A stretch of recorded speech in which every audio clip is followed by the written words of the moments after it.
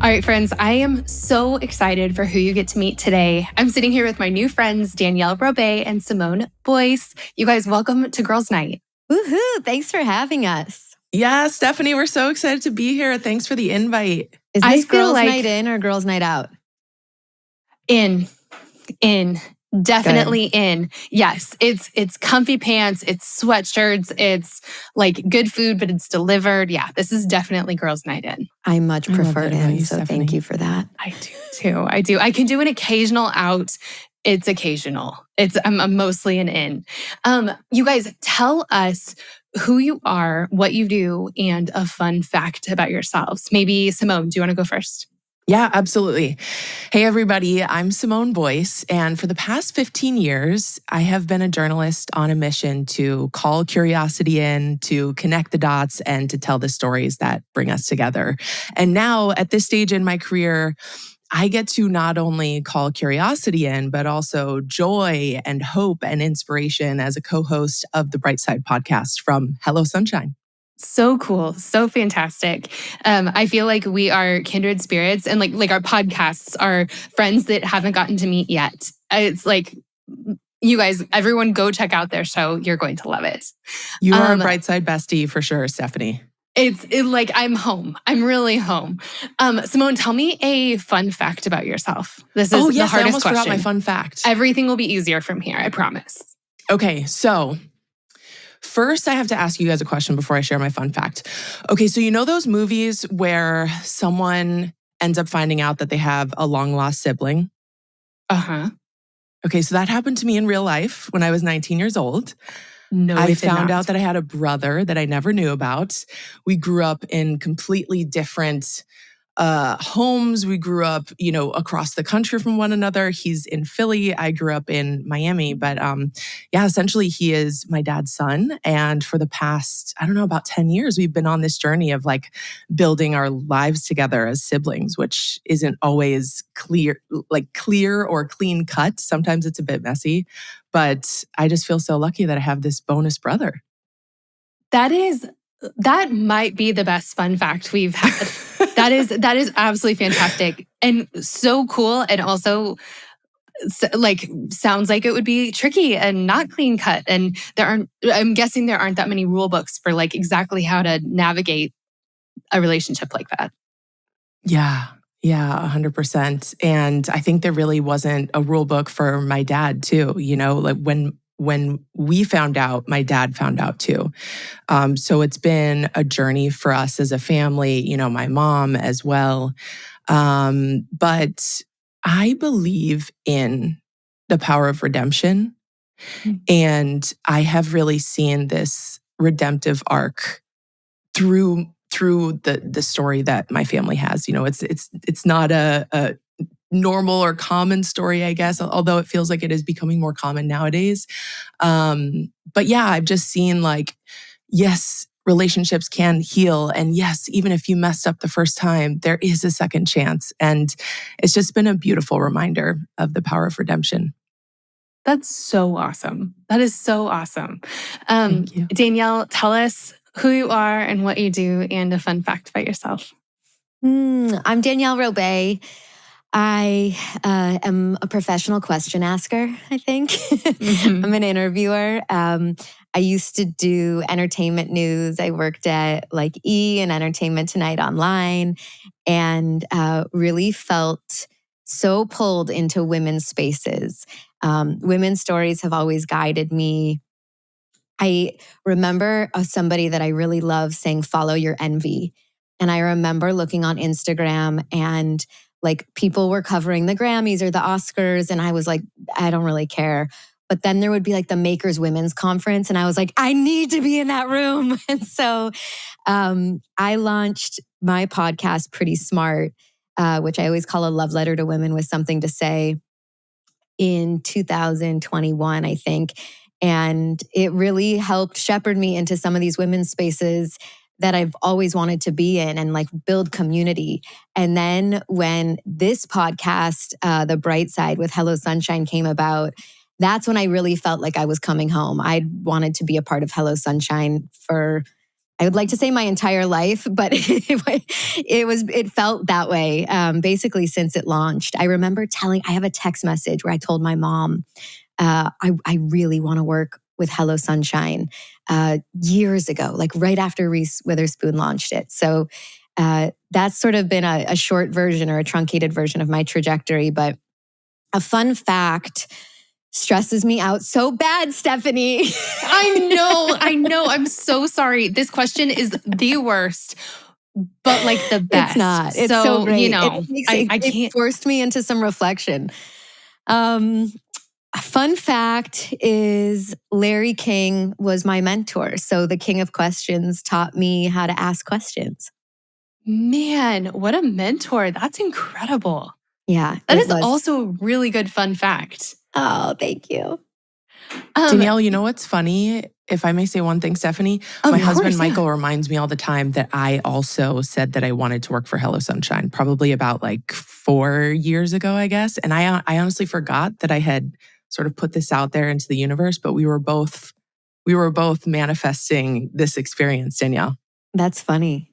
Yeah. That's so cool. I remember, and now I wasn't planning on talking about this, so I'm going to have the details wrong. So forgive me. But I remember probably 5 or 6 years ago, laying in my bed, first thing in the morning, watching a speech that Reese Witherspoon gave at Glamour Women of the Year. I know exactly the speech you're talking about. And she's talking about women's stories and how women's stories need to be told and represented. And I think it was right as the first movie produced by Hello Sunshine was coming out. It was something like that. The timing was something like that. And I remember thinking like, yes, this matters so much. Our stories matter so much. And it's stuck with me ever since. Why do you feel like our stories matter so much? Listen, lady, you are in the interviewee chair, but that's a great question. Well, the reason I ask is I think I can tell you're super connected to women's stories, and I think everybody has a different reason. Oh, I love that. I think that it's because, so there's two, there's a million reasons, but here are my first two. One is I think that it helps us feel not alone.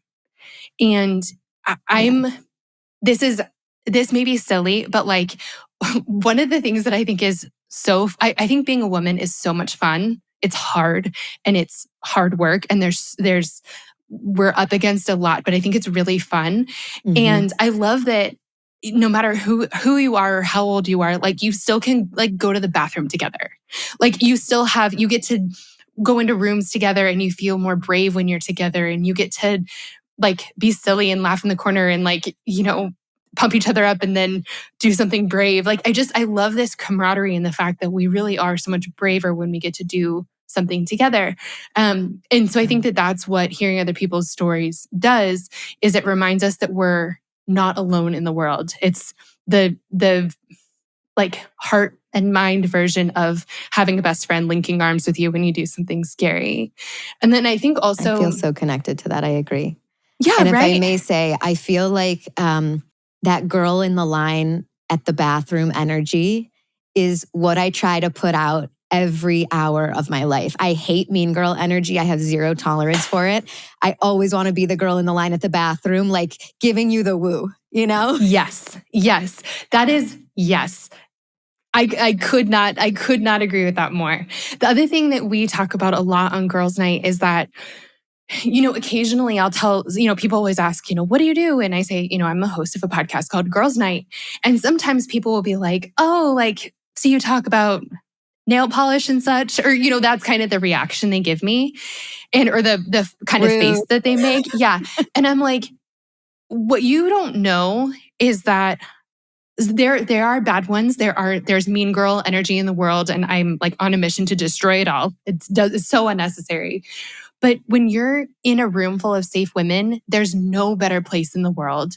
And at a girls' night, we're talking about all kinds of things, but it's the collective, we're getting to tap into the collective wisdom of women. And there just is nothing like that. We're problem solving. We're fixing massive things in each other's lives and in the world by putting our heads together. That's what's happening at a girls' night. And it's even better if it's over pizza and in sweatpants. But I don't know, that's it for me. I would love to hear that from you guys. I feel connected to women's stories because they allow me to try on a different identity. Particularly, I'm thinking of books. Books for me have always been a fast track for empathy, and I can just put myself into someone else's shoes and see the world through their eyes, which is extremely powerful. I'm in the middle of my winter arc right now. I don't know if you guys have heard about this trend on TikTok, but it's basically just a way of saying that you're spending the colder months optimizing, being inside, learning. And it's actually, TikTok is so funny because this is not a new concept, right? Like, the idea of kind of like hunkering down through winter and prioritizing your intellectual health is kind of what led to the Enlightenment age. We saw like colder temperatures that led to, this massive expansion in terms of like cultural and intellectual and societal impact. And so I kind of tend to do that every winter. I have these like awakenings, and I'm just reading tons of women's stories right now, and they're so powerful. They are so powerful in terms of generating empathy and a new, fresh outlook. It seems like when you are, like, if you have a friend who's gone through something, you are automatically on that team. Like you can't unfeel that empathy.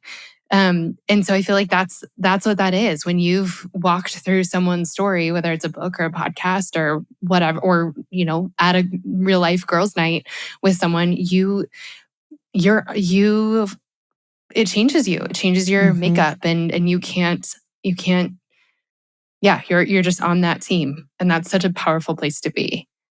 Yeah, definitely. And I think there is this sacred quality to women's spaces too. Like, if we're all being honest, like Stephanie, I know you love your husband. I love my husband too. Danielle, I know that you love your partners that you've been with. Like, you know what it's like to be in a relationship and to really feel safe around someone.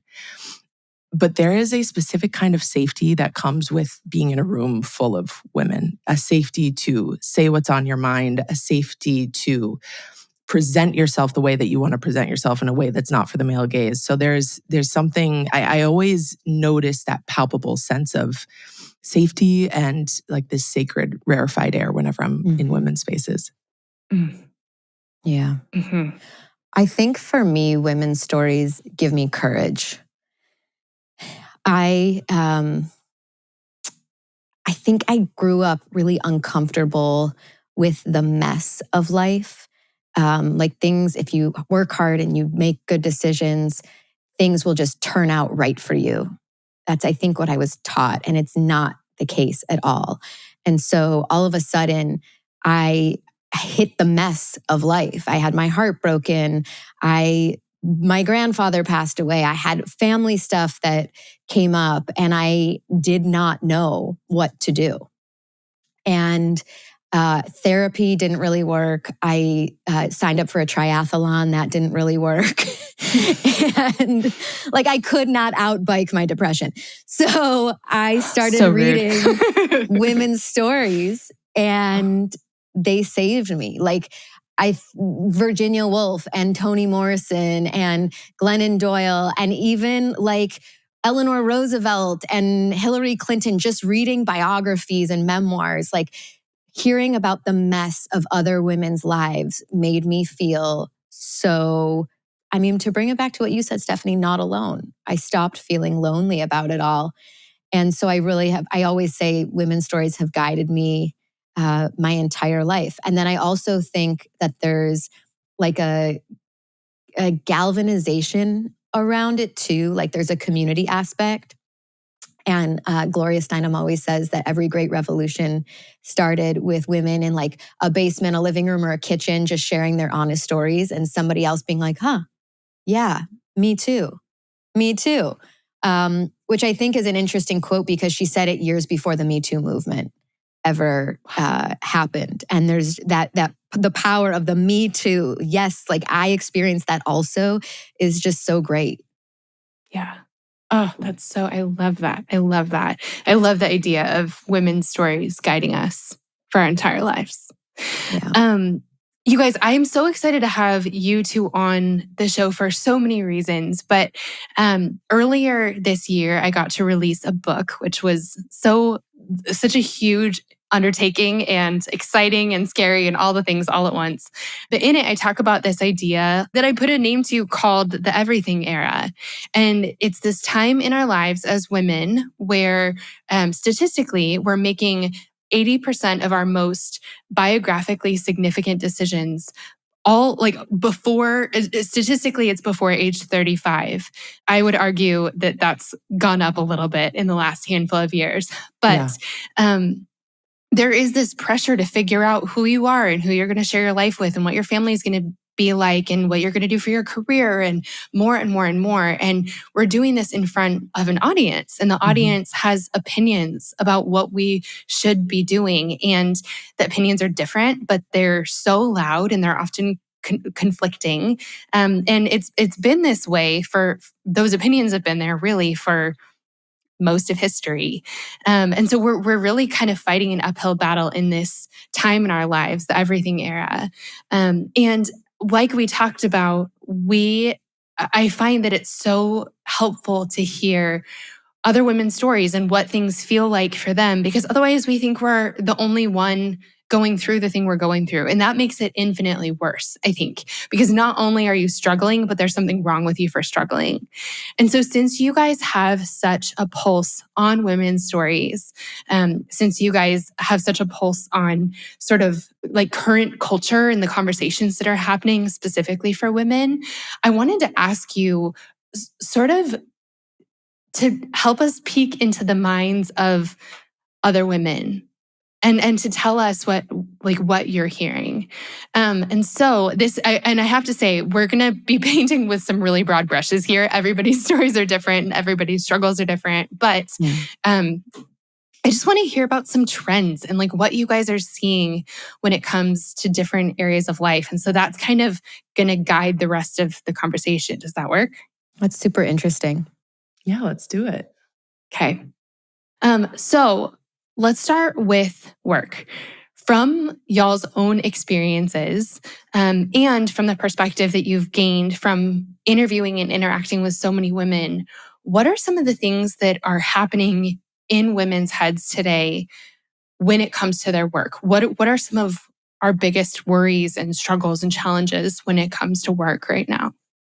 So I guess to talk about the conversations that I'm seeing, particularly through the lens of work and motherhood, I have to rewind about 2 years ago when I left my dream job because it was no longer conducive to the kind of motherhood lifestyle that I wanted to live.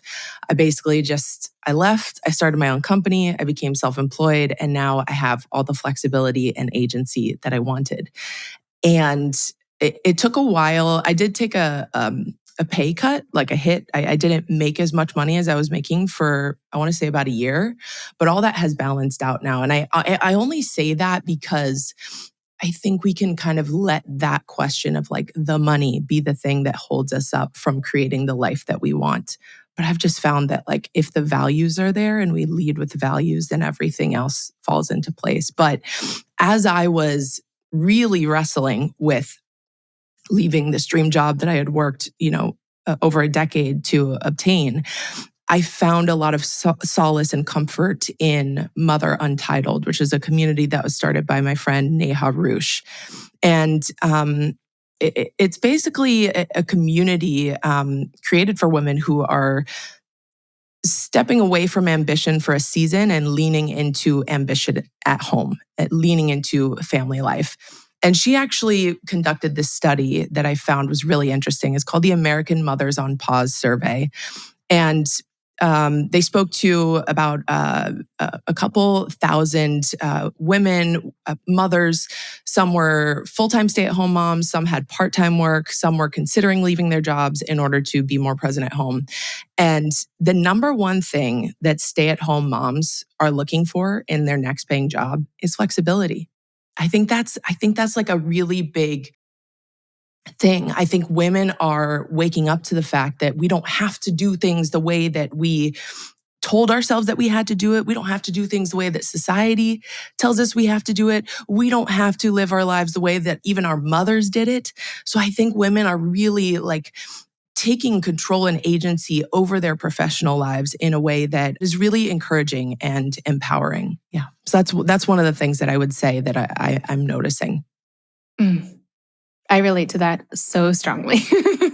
I would echo the idea of flexibility, even for women who are not mothers yet. I think COVID really showed people what a flexible work schedule was like. When we think about the workplace, I'm saying something that everybody knows. It was really built for men.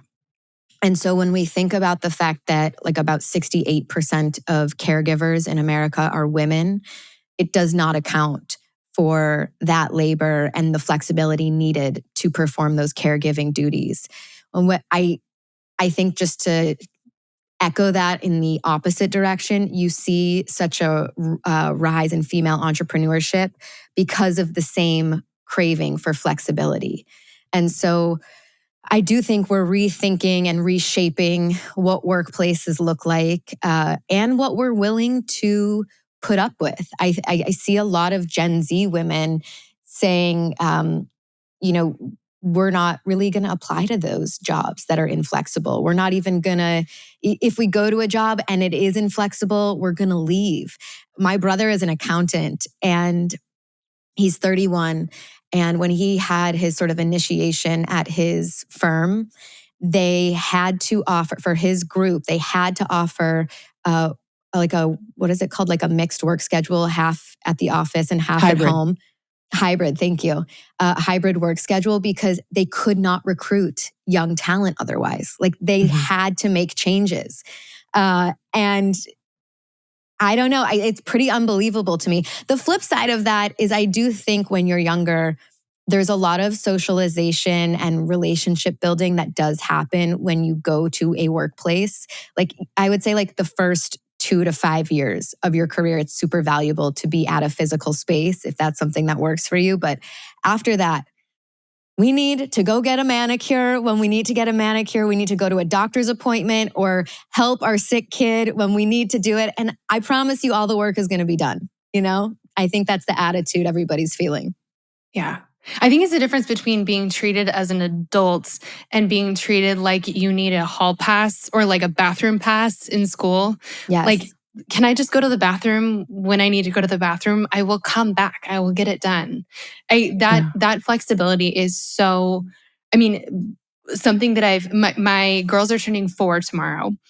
And one of the things that I've been doing is, leading up to their birthday is just reflecting on what life has looked like for me as a mom for the last 4 years. Yeah. And also what other parts of my life have looked like and what work has looked like. And there are things that I've been working, basically the whole time that they've been around. But it is taking care of them and being the manager or co-manager of my family and our house is such a gigantic job. There just is not as much space as You're there the used to be CEO for of your anything house. else. Absolutely. And they're just in a day, there's not enough space for it all. Yes. And so to be able to fit an inflexible job like, an 8 to 5, or an 8 to 6 plus tons of time once you get home, or whatever it looks like.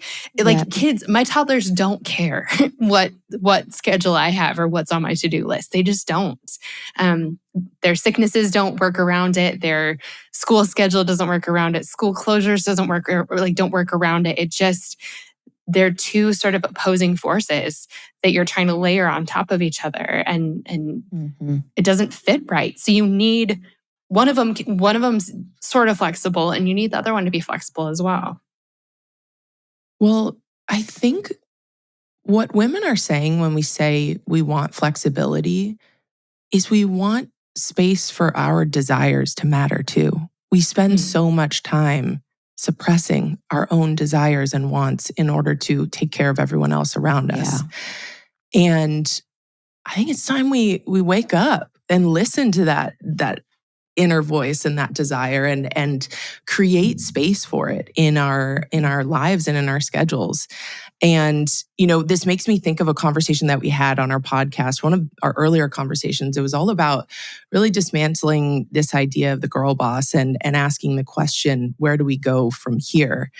And the interesting thing that I found in the research as I was preparing for that episode is that even though moms and women are saying we want more flexibility, we're not saying that we're any less ambitious now than we have been in the past. We're still ambitious. It's just we're saying we're going to do it on our own terms. And that's a powerful thing.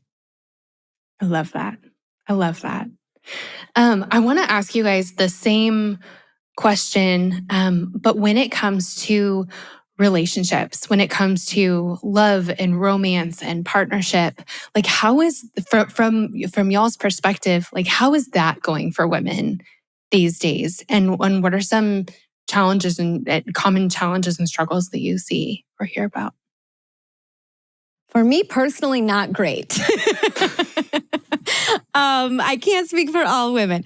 No, I'm just kidding. This one's hard for me to paint with a broad stroke because I do think everybody's experiences are so vastly different in relationship, and so much of it has to do with what your wants and needs are and childhood stuff and how you grew up. But if you go by the statistics, statistically, women are partnering later in life, and they are reporting that they are finding it more difficult if they are heterosexual to find a quote unquote adequate spouse. Yeesh, adequate.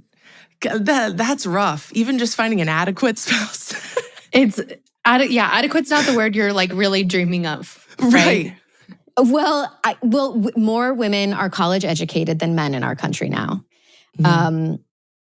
There's still a pay gap, but women are making more in certain sectors.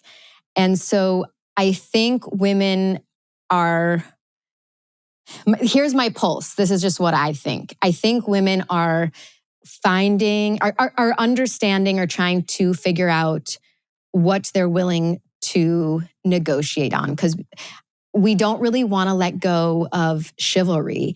There's certain gender norms I think we do like and we do crave. Now, everybody's are different, but I think, who wants to carry their suitcase at the airport? I really think most women enjoy when a man carries it. So there's certain things we want from them. And there's certain things that I think we're determining if the new normal is okay. Is it okay if we make more money than our husband? Is it okay if we are the breadwinner? Is it okay if they're in charge of doctor's appointments for kids and the woman is at work? Everybody is different, but I think our generation is the first one having to negotiate what this looks like and what we're okay with and what we're not okay with. There's no blueprint for it, which it's always hard to be the first. I personally had to get rid of all financial expectations.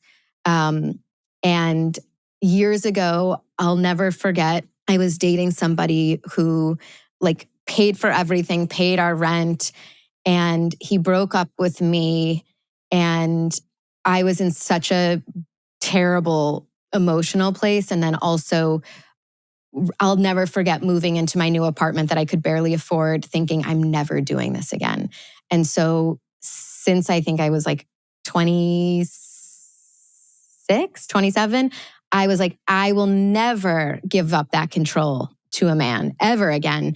And now I personally feel totally good being the breadwinner. I love paying my way. And I think it's opened me up and opened my heart up to different types of partners, which has been a beautiful thing. That's not for everybody. I have friends who are absolutely not. So it's totally individual. Online dating or dating specifically on apps hasn't been around for all that long. I think the first, it was probably the 90s, right?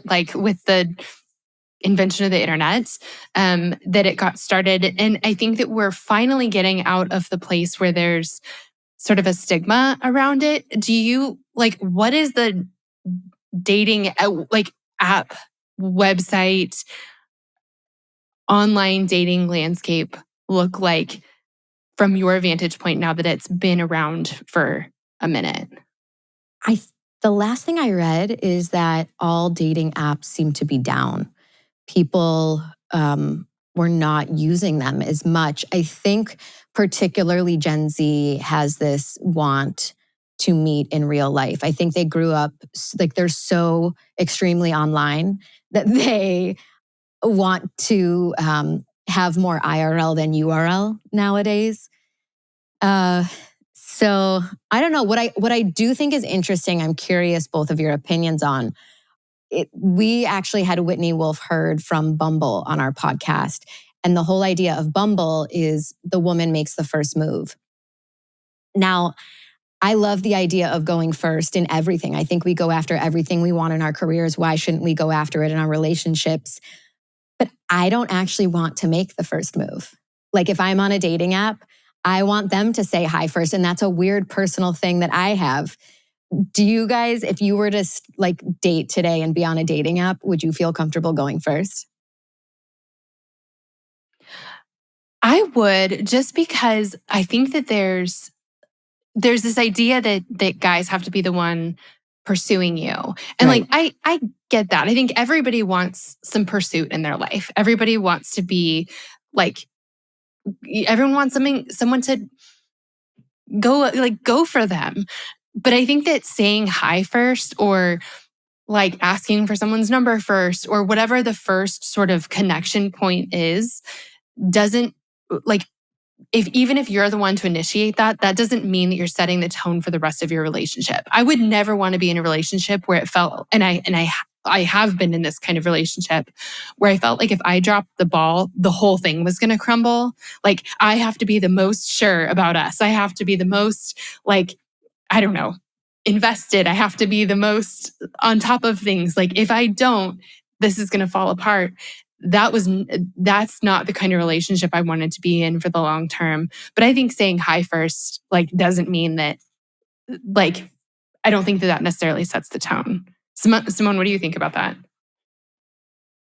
I gotta be honest, it is so hard for my brain to even comprehend making a move on someone other than my husband, because I've been married for 82 years, as Danielle knows. I got married when I was 22.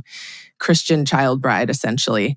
So it's so hard for me to think about what that is like. I love my big word, I sound like a broken record, but my big word for women is agency. I just want women to have the ability to make the choice, Yeah.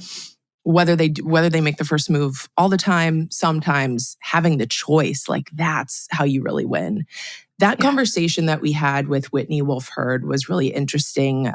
She came on the bright side and kind of broke down some of the trends that she's seeing on Bumble, and they do their own research at Bumble. And one of the statistics that we thought was really profound was related to how much women are willing to compromise at this point in terms of their relationships.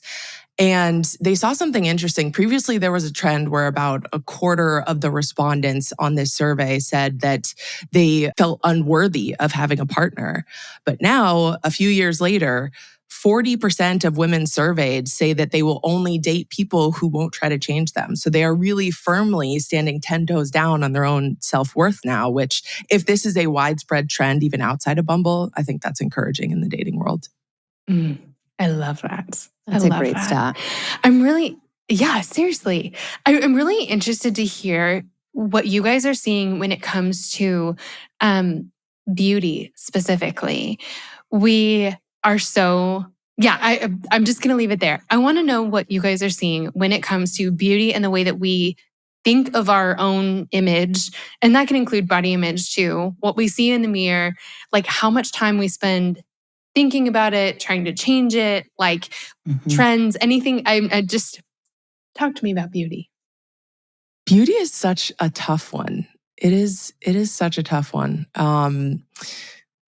I I did this story a few years ago that made me really think about the cost of beauty and like how much, like just from a financial perspective, how much we spend on it. I think I say it's complicated because I know that it's for many women, it's like an essential part of their identity and feeling whole, like the way that you present yourself, the way that you want to look at yourself in the mirror. But then I also think about how much we are bombarded with these messages that we are, not worth it. And we need to buy these new products all the time and subscribe to this drop so that you can look like Hailey Bieber or whatnot. I think for me, like beauty right now is health. Beauty is vitality. Beauty is like truly like glowing from the inside out. So I just started taking vitamins, which is like a big, it's a game changer. I know vitamins have been around for a long time. I'm new to this. I haven't taken vitamins in probably like 15 years. I just started taking a few minerals. My life has changed. I don't get period cramps anymore. My skin is like so much better. So that's the kind of beauty that I'm interested in, is like, what is going to make me feel good? Because then hopefully that's just going to like radiate out. I love that. I personally really care about beauty. I always have. I like it. I think makeup is creative. I love thinking about like what I'm going to wear for events. To me, fashion is creative. I've always thought about it as one of the 10 things I think about and not the top 3. I think if it becomes one of the top 3 things you think about, that's when you get unhappy. When you're trying to control your weight or your looks because you're really actually unhappy or can't control something else in your life, that's when it becomes detrimental. I do think that beauty has kind of gotten a bad rap. Like, why is it frivolous to care about nail polish or lipstick or any of those things? Like, if that's something that you like, then, just the way men like sports, and I shouldn't say that because women like sports too, but you know what I mean? Like just the way that like men are obsessed with ESPN, we're allowed to be obsessed with Real Housewives or nail polish or whatever it is that you're into. I will say the absolute best book I've ever read on beauty is called Beauty Sick by Dr. Renee Engel. And she's a psychologist out of Northwestern. And that book, when anybody asks me like, what's a book that changed your life? It is that book. And she opens with a statistic that made my stomach drop because I had an eating disorder when I was in 7th grade. And it took me a long time to heal the effects of it. Like even into my early 20s, I think I had an unhealthy relationship with food, even though it wasn't a disorder anymore. And this book changed the way I feel about beauty and food and everything in between. She opens up saying that 54% of women would rather be hit by a truck than considered fat. And in her classes at Northwestern, she would ask people that same question, and women would raise their hand and be like, well, is it a truck or a Prius? Or how fast is the car going? And when I was in high school, I would have said I would rather be hit by a truck. And since having healed my relationship with food, thankfully, I definitely no longer feel that way. And her whole ethos is basically like beauty is amazing. Care about it as much or as little as you want, but care about it intentionally. Don't just do all the things because that's what society or TikTok has told you about. Think about how much money you're spending. Think about how much time you're spending. And then think about if you would rather be learning a language, sleeping, eating, laughing with friends, or if you really are enjoying that time doing your hair or doing your makeup. And the answer could be both. Like there are times where I like hanging around and doing my makeup, but just be intentional and thoughtful about it. I love that so much. Simone, when you said the word agency, that was the word that I kept coming back to when I was writing my book. That,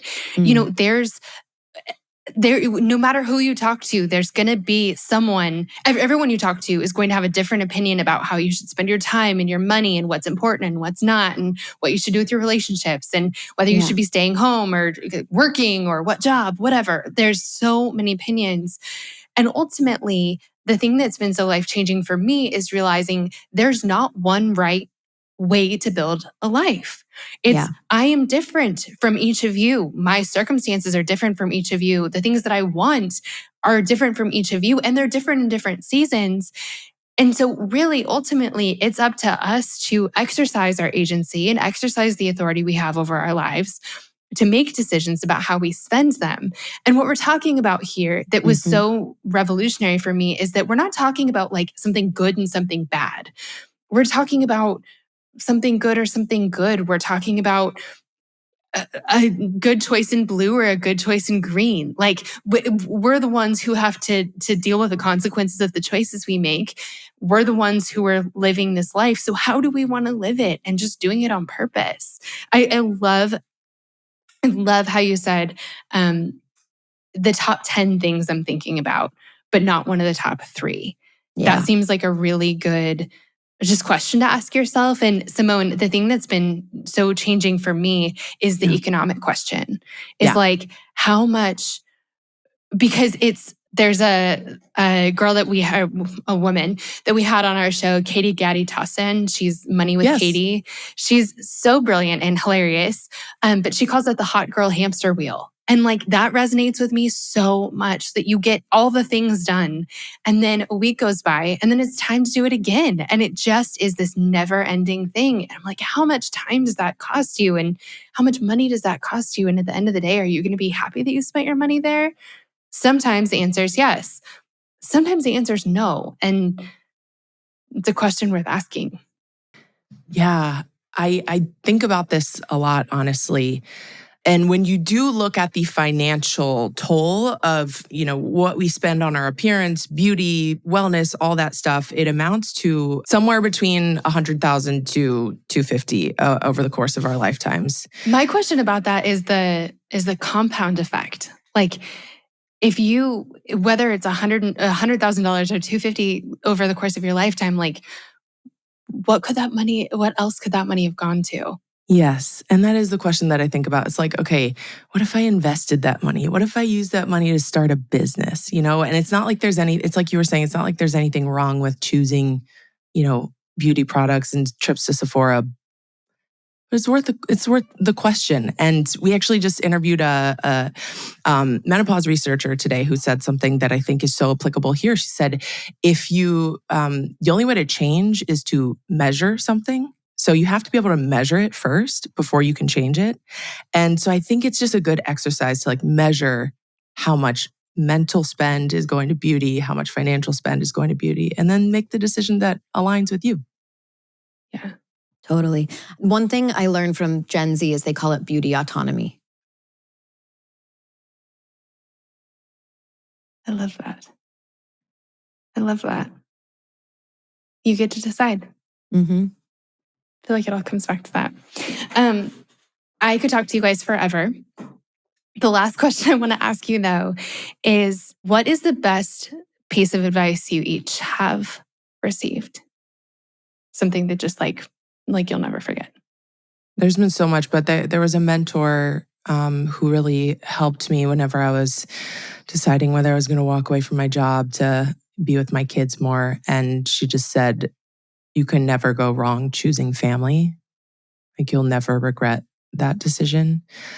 And 2 years later on the other side of that decision, I know for sure she's right. I love that. It's like following the love. That's a great one. My greatest mentor is a man named Steve Carlston. And he said to me, if you don't build roots when you're young, you'll tip over when you're older. And I like that in particular in thinking about the ethos of your podcast, because that statistic you shared at the beginning of 80% of the most pivotal things in our life statistically happen before 35 makes me think that, we live in like an experience economy, and millennials and Gen Z are sort of known for like choosing the present moment over the future.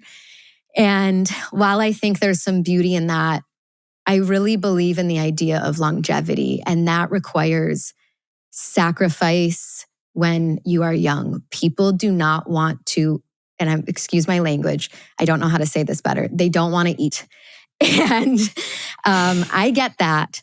But if you are wanting something so badly, whether it's a family or a job or a feeling, whatever that is that you are desiring and going after, you have to be relentless in your pursuit and willing to do all of these things.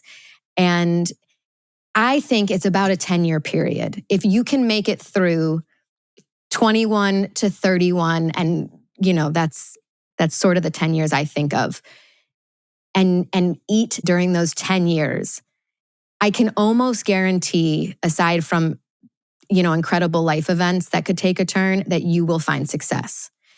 If you do not build roots when you are young, you will tip over when you are older, and the older version of you will thank you for eating it when you are younger. I have friends who did not eat it, and at 35 and 38, they are floundering a bit, or they're not financially where they thought they would be, or they thought something miraculous would happen and it would all just come together. And that's just not how life works for the most part. There are quantum leaps, but that's a woo-woo podcast for another day. So yeah, I think you got to build roots. Oh, that's so good. It's funny. I one of my greatest learnings this year has had to do with trees. I have been thinking about, there's this Chinese proverb that I heard while reading my kids a story one night. And it says, the best time to plant a tree was 20 years ago. The second best time is today. Yep. And we before we moved to Spain, we were renting a house in this neighborhood that was like a new development. And they had built some parts of the development obviously first and some parts later. And so when you drove into the development, there were these big, beautiful trees that would sort of like cascade over the driveway. And as you'd get through the neighborhood into some of the newer parts, the trees started getting scrawnier and scrawnier. And then like the one in front of our house was like a glorified stick. And I just would look at those trees and think about the difference between them. And really the difference is time and compound interest in a way. Yes. It's that they were planted sooner and they've been tended longer. And so now they're sturdier and you can lean against them and you can sit in their shade. And there are areas of my life where I planted them a long time ago. This podcast, for example, is 8 years old. So it's better now than it was 8 years ago. I'm better at this than I was 8 years ago. And it's just because I planted that seed a long time ago. But then there are other areas of life where I'm like, I'm starting something new and oh gosh, it's not taking root. It's just tipping right over. And it's like, well, but still, you got to plant the tree today and start tending it, because a year from now, 5 years from now, 10 years from now, you'll be so grateful to yourself for starting this a long time ago. The time matters. That is so well said. Eat shit early, basically. It's Eat such shit a good as early proverb. as you can. Isn't that such a good one? It's so good. And it's really great investing advice too. Like that's something that I hear from the women that I listen to in financial spaces. I also share your love of tree analogies and tree wisdom. Been leaning into it some myself. There's a word that I discovered recently that I love, phototropism, which is the way that plants respond to light stimulus. So the way that I'm interpreting it in my own life is a desire to always grow towards the light and just follow the light. So that's kind of like a new mantra that I'm chewing on, is like, how can I place myself in proximity to the light, and how can I bend towards it? Who knew? I wouldn't classify myself as a tree analogy person, but really it is a tree analogy here. I love that. Simone and Danielle, you both are just such treasures. Thank you so much for the work that you're doing. Thank you so much for giving so many women a voice. Thank you so much for connecting so many women. And thank you for taking the time. Thanks for coming to Girls Night. So kind, Stephanie. Thank you for having us and for being so generous. We're so honored to be here. Thank you so much. We really love the girls' night. Girls' night in. Girls' night in. Simone may like a girls' night out. I like both, actually. Yeah. I love them both. Occasional girls' night out with a nap first, I think.